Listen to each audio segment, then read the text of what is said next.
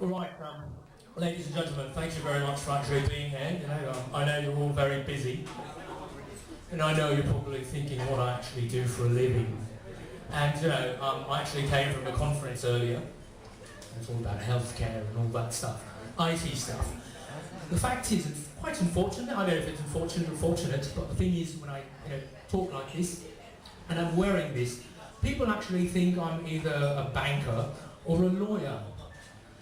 But things actually start to change once I start to talk like this. Especially,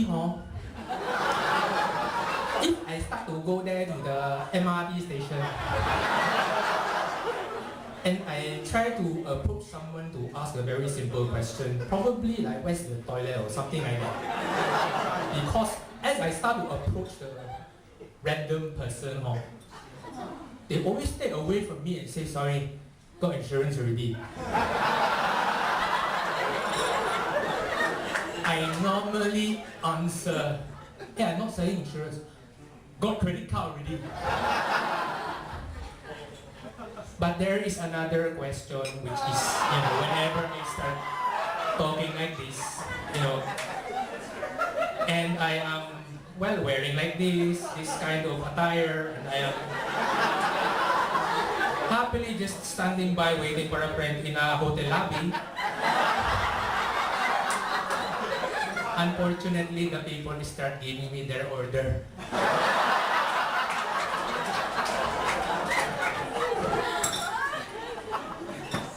Buenas noches a todos. Pues la verdad es que yo soy de un país que tiene muchos problemas económicos, ¿no? Soy de un país que tiene que reformar la Constitución. No? The thing is, whenever I speak like this, people think it's very sexy, no? Well, okay, the thing is, it's not necessarily what they think, but Welcome back, folks, to Philippines Uncut. I'm Buddy Kunana. Now, tonight's topic is really about charter change or constitutional reform, but we're going to segue a little bit to something more fun, and that is to show the enigmatic side of our guest, Orion Perez-Ladum. He's not only the founder of the Correct Movement and a staunch advocate of constitutional reform, he's also a stand-up comedian. And we're going to talk to Orion tonight about this side of him. You know, Orion, when I look at you, you look like a banker, or a lawyer, or an accountant. I would never have thought, and I've known you since college, eh? Yeah. I would never have thought that you were into stand-up comedy. Now, I mean, is this a skill that you've been hiding from all of us for such a long time, or what? It might have been a skill that I was hiding, because like back in college, I had this very public persona of being serious, like a serious nerd. Right. And you come across as being very serious, sure, yeah. especially when you talk about charter change. But among friends, like during parties, I was telling jokes here and there back then. But I never had the confidence to actually tell it in public. It was in 2009 that I actually started doing that at an open mic in Singapore.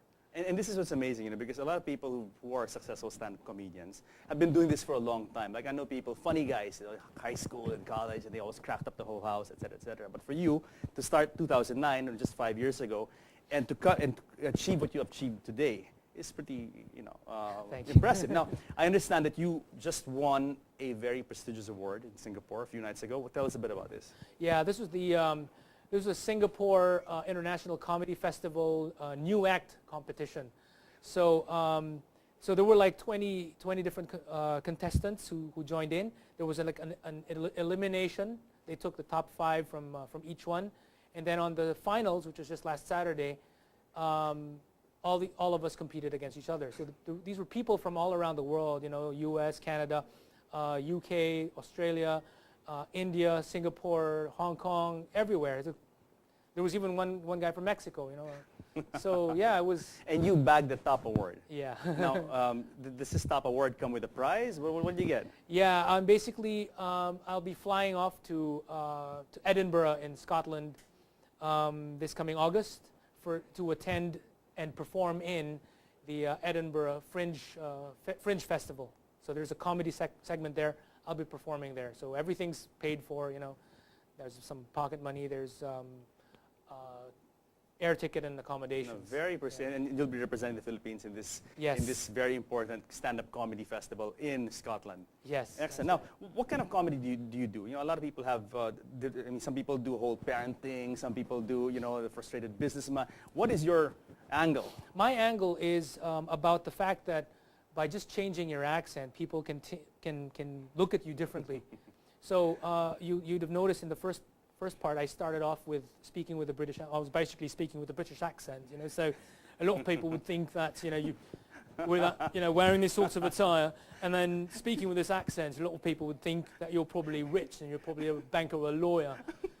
And then I started speaking with a Singapore accent. Which you actually gave us a little taste of that when you're. No offense to my Singaporean friends, but you actually did a little Singaporean impersonation, right? Yeah. Earlier in the show. So Early in the show. But don't let me stop you. Go. So so actually, once I start to talk like this, then the people there in the audience, they have a different way of thinking about me, lah. So.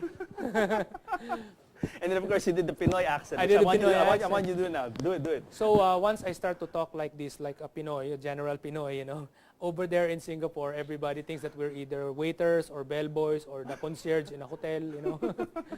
So that's the kind of impression that people have. It's different accents have different associations to it, you know. Now, I know on social media that you do the round of the stand-up comedy circuit in Singapore. I see your post on Facebook, like, I'm going to do a gig here. Like, how often do you do this in Singapore? I do it at least once a week. Wow. At least once a week, yeah. So there's all these different comedy venues that are going on. I try not to have too much, too many gigs going on because I also have my correct movement to take care of and my day job, which is in IT. So you know. Okay, so another question: do you earn from this? Do they pay you these gigs? Yeah. I sometimes. So what happens is most of these gigs are open mics. So many people try out. Open mic just material. means like you go. like Anybody goes free free for for all. all. Anybody goes up on stage. That's tough. And what happens is, I've been lucky that after because I guess people like my stuff. So after I perform, when I get off the stage, I get approached by people from different companies, and they say, I totally liked your stuff.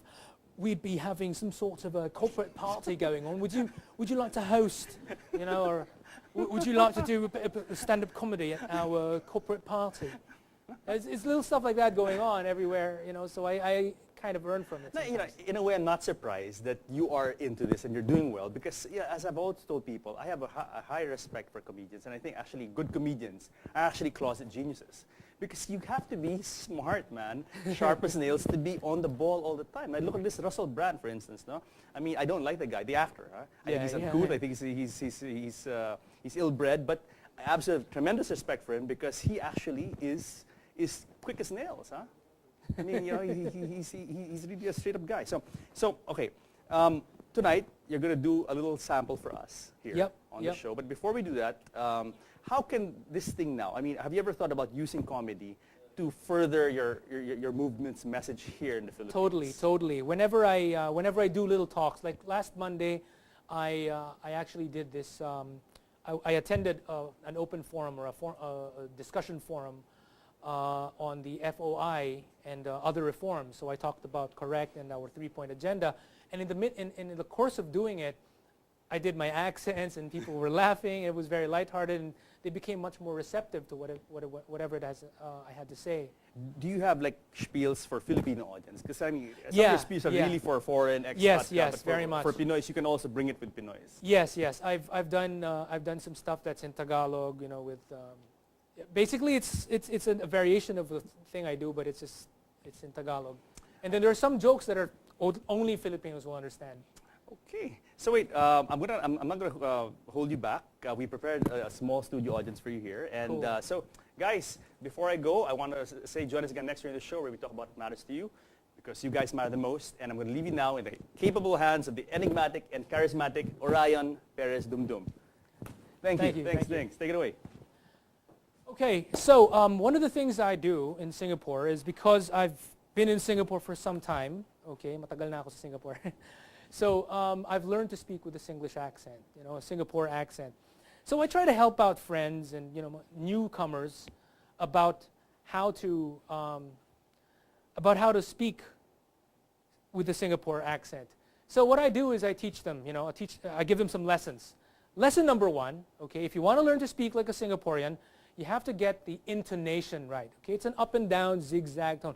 No, no, no, no, no, no, no, no, no. What's happened? What happened? He told me he needed to go home already. He said to me he need to go back already lah. So as with any accent, there's not just one kind of accent. Okay, usually there's like in Singapore, there's going to be a bit of a divide between rich and poor. There are what they call the Heartlanders, who are the masa in Singapore, and they sound different from the rich people. Okay, the Heartlanders, they sound like this. Hey, what you want? You want a chicken rice? Steam or roasted? But if you go over there to the office buildings, the corporate centers and the corporate boardrooms, they sound totally different. They sound like this. Actually, I think it's very important for us to follow the procedure properly. Otherwise, we will not get our ISO certification. Now, there's a problem if you are one of those people who actually speaks perfect grammatical Queen's English all the time. When you start speaking with the janitors there in Singapore, okay? If you're like an Indian, for example, okay, they speak very good English, very grammatical English. Excuse me, sir, is it totally possible for you to tell me which way the toilet is? And then the janitor's going to say, eh. You got to say it in the correct Singlish way, okay? Hey, uncle, toilet, where? So you have to understand, in Singlish, there is a kind of like a translation between perfect grammatical English and Singlish, okay? I'll give you some examples. Example number 1. Why don't you honor your commitments? You say you do, you never do. You say you come, you never come. Why, huh? And number 2, you're going to hear this in the office, okay? What are we going to do now? So how? And then number 3, this is very common in Singapore, okay? What's wrong with you? Why are you so like that? Okay, thank you very much, everyone. That was a little excerpt from my act.